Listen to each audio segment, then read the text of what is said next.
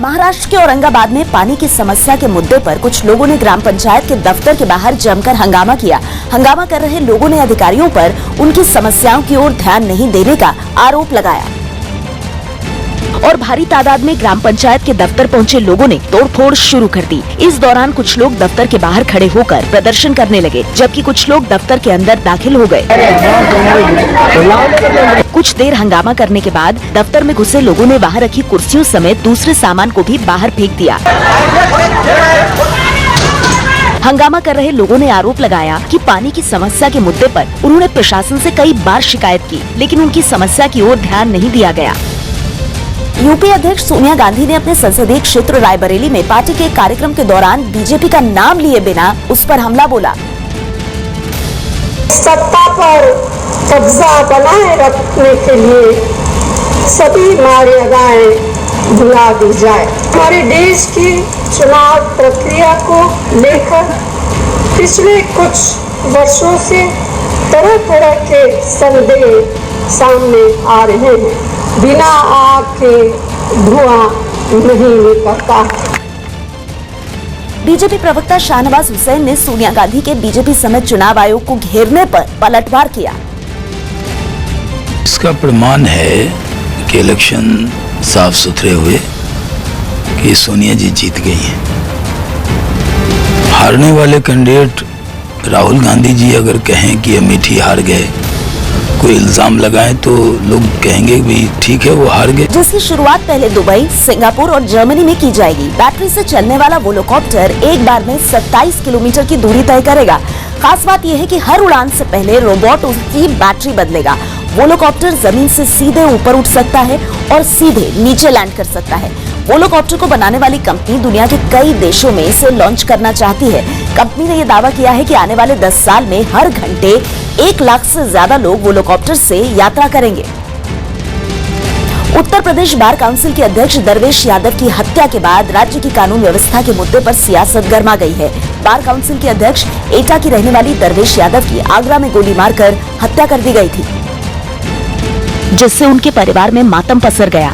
दरवेश यादव का पार्थिव शरीर उनके घर पहुंचते ही परिवार समेत आसपास की महिलाएं रोने लगी। वहीं उन्हें अंतिम विदाई देने के लिए हजारों की तादाद में लोग पहुंचे, जिनमें राज्य के कानून मंत्री ब्रजेश पाठक भी शामिल थे। इस बीच इस मामले पर सियासत भी शुरू हो गई और कांग्रेस ने दरवेश यादव की हत्या के लिए राज्य सरकार को घेर लिया। लॉ एंड ऑर्डर कहाँ जा रहा है यूपी का? बच्चियों का रेप, महिला की हत्या, वो भी इतनी इम्पोर्टेंट लेडी। जिसके बाद कानून मंत्री ब्रजेश पाठक ने आरोपियों पर सख्त कार्रवाई का भरोसा दिया। सरकार जांच कराएगी और कड़ी से कड़ी सजा का प्रावधान करेगी। वहीं बिहार में बीजेपी की सहयोगी जेडीयू ने कानून व्यवस्था के मुद्दे पर योगी सरकार का बचाव किया। उत्तर प्रदेश की कानून व्यवस्था पहले से बहुत सुधरी है। छिटपुट घटनाएं हो रही हैं, उस पर भी लगाम लगाया जा रहा है। बिहार के पटना में अतिक्रमण हटाने गए नगर निगम के कर्मचारियों और दुकानदारों के बीच विवाद हो गया। विवाद इतना बढ़ा कि कर्मचारियों और दुकानदारों में मारपीट शुरू हो गई, जिसमें कई लोग घायल हो गए। इस घटना से नाराज दुकानदारों ने सड़क जाम करके जमकर हंगामा किया। किर्गिस्तान के बिश्केक पहुंचने के तुरंत बाद प्रधानमंत्री मोदी ने गुजरात के मुख्यमंत्री विजय रूपाणी से फोन पर बात की है। प्रधानमंत्री मोदी ने विजय रूपाणी से चक्रवाती तूफान से जुड़ी प्रदेश सरकार की तैयारियों की जानकारी ली। साथ ही केंद्र सरकार की तरफ से गुजरात सरकार को पूरी मदद देने का भरोसा जताया है।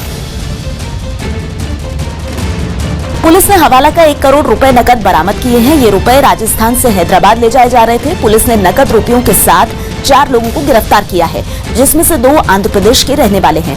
बाकी 2 लोग पाली जिले के रहने वाले हैं। इनमें से एक जितेंद्र नाम के आरोपी का भाई दिल्ली में हवाला का काम करता है। पूछताछ में पता चला है कि जितेंद्र को इन रुपयों की डिलीवरी कडप्पा में करनी थी। पर्यटन स्थलों पर लगने वाले जाम से निपटने के लिए उत्तराखंड सरकार ने प्रस्ताव केंद्र को भेजा। उत्तराखंड सरकार ने केदारनाथ धाम समेत दूसरे पर्यटन स्थलों पर लगने वाले जाम और दूसरी कमियों को दूर करने के लिए केंद्र को कुछ प्रस्ताव दिए। केदारनाथ के अंदर मैंने भ्रमण किया, वहाँ की समस्या देखी। वहाँ लंबी लंबी कतारें लगी हुई हैं, महिलाओं के लिए शौचालय नहीं है, तो उनका हम बंदोबस्त कर रहे हैं। बिहार के सीतामढ़ी में जमीन विवाद में एक बुजुर्ग किसान की गला दबाकर हत्या कर दी गई। जमीन भी नहीं देंगे, पैसा भी नहीं देंगे। इन्हीं पर ये कुछ बोले, 2-4 गो आदमी मारे, बस वहीं पर उनका स्पॉट हो गया। राजस्थान की सीकर में पुलिस ने 50 लाख की शराब के साथ एक आरोपी को गिरफ्तार कर लिया। निश्चित रूप से तस्करी करके शराब भिजवाई जा रही थी हरियाणा से गुजरात। हिमाचल प्रदेश के चंबा में तेज बारिश लोगों के लिए परेशानी का सबब बन गई। भारी बारिश की वजह से कुछ जगहों पर जमीन खिसक गई और कुछ सड़कें पानी में बह गई। और तेज बारिश की वजह से नाले का पानी जमीन के ऊपर से बहने लगा। पानी का बहाव इतना तेज था कि वो मकान के बीचों बीच काफी तेज रफ्तार से बहने लगा। भारी बारिश की वजह से सड़कों को पहचानना मुश्किल हो गया और हर तरफ बारिश का पानी बहता नजर आया। उधर दूसरे इलाके में बारिश के साथ ओले भी गिरे और सड़क पर ओले बिछ गए। बारिश थमी तो कई इलाकों में नुकसान देखने को मिला। कई लोगों के मकानों को नुकसान पहुंचा तो एक सड़क मलबे में तब्दील हो गई और लोग मलबे के बीच पड़े पत्थरों पर पैर रखकर उस रास्ते को पार करते दिखे। दावा किया गया कि कई लोगों के खेत भी बह गए, जबकि नाले का पानी कई लोगों के घरों में भी घुस गया। भारी बारिश की वजह से एक इलाके में जमीन खिसक गई, जिससे चंबा से भरमौर की तरफ जाने वाला हाईवे बंद हो गया। बंगाल के आरामबाग कालीपुर कॉलेज में टीएमसी के छात्र संगठन और बीजेपी कार्यकर्ताओं में हिंसक झड़प हो गई।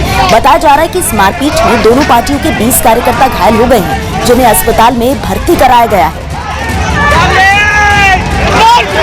तो तस्वीरें जो हैं, बीजेपी के 10 कार्यकर्ता घायल हुए, टीएमसी के भी 10 कार्यकर्ता घायल हुए हैं। पश्चिम बंगाल से लगातार इस तरह की तस्वीरें सामने आ रही हैं। हिंसक झड़प की ये तस्वीरें बताया जा रहा है कि ये जो मारपीट हुई बीजेपी और टीएमसी के कार्यकर्ताओं के बीच, इसमें 20 कार्यकर्ता घायल हो गए हैं।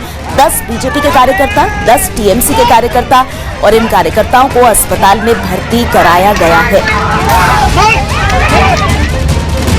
आने वाले बजट में सरकार होम लोन लेने वालों को बड़ी राहत दे सकती है। सरकार रियल एस्टेट में जान फूंकने के लिए होम लोन पर टैक्स की छूट की सीमा बढ़ाने पर विचार कर रही है। सूत्रों के मुताबिक होम लोन के प्रिंसिपल और ब्याज पर टैक्स छूट की सीमा बढ़ाने पर विचार किया जा रहा है। वित्त मंत्रालय ने क्रेडाई से इससे जुड़े आंकड़े भी मांगे हैं।